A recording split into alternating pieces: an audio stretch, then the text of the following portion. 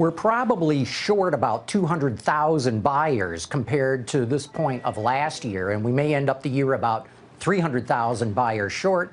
I think a lot of it's got to do with interest rates going up, pushes some people out to the margins. The big lenders are being a lot more careful now as to who they write loans for, not all subprime. But there's the other thing, too, that we don't really have a full handle on just yet. What's the impact of all this ride sharing and car sharing that's going on? There's anecdotal evidence that this is having an impact, but we don't have any hard numbers on it. Well, John, how about the impact of Tesla? I mean, as this thing really starts to hit the masses, how do you think that's going to change the auto industry? Well, up to now, electric cars have been bought largely by enthusiasts, EV enthusiasts, or early adopters of technology. The Model 3 could be the first model that really opens up electric cars to the masses, to the mass market. The reason I say that is Tesla has gotten hundreds of thousands of deposits on this car, the likes of which, numbers that is, we've never seen happen with electric cars. It could be a tipping point, not just for Tesla, but for the automotive industry. Phil, John brings up an interesting point. I was just sitting here thinking about millennials that I know who have been reluctant drivers. No, I love driving, but I don't do much of it lately. You're not the only one. I mean, there are others that I know of as well. And that demographic play, that's big for the auto industry going forward, isn't it?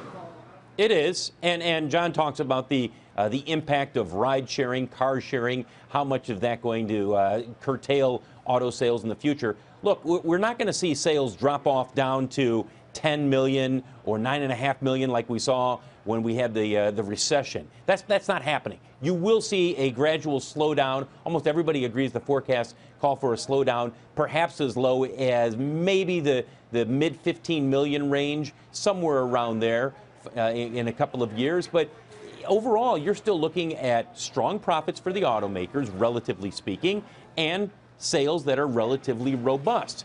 The issue is they're going to have to curtail certain models, and that's going to be the tricky part for the automakers. They have a terrible track record when it comes to being profitable as the market moves down. We'll see if they can manage it this time around.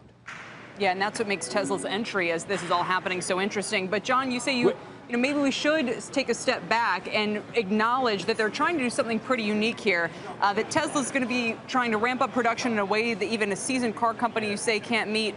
You know, that they're taking a risk by skipping these tryouts, which many suppliers do. You know, so have they proved yet that maybe they can do it differently here? Well, you know, Tesla has had a lot of quality problems with its Model S and X, but it certainly hasn't turned away buyers. They're willing to forgive this car any problems that it has because they're so in love with it. But as I said, that's been EV enthusiasts, early adopters of this technology. As you get to the mass market, where this car is going to be maybe the primary car for whoever buys it. Unlike the Model S or the Model X, which are largely $100,000 cars, those people have additional cars in their household.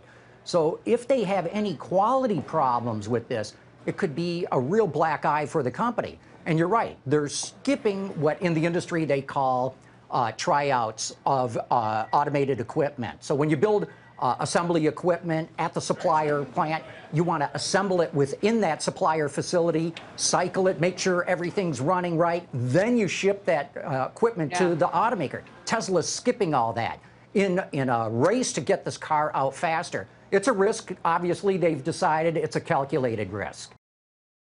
Hey there, thanks for checking out CNBC on YouTube. Be sure to subscribe to stay up to date on all of the day's biggest stories. You can also click on any of the videos around me to watch the latest from CNBC.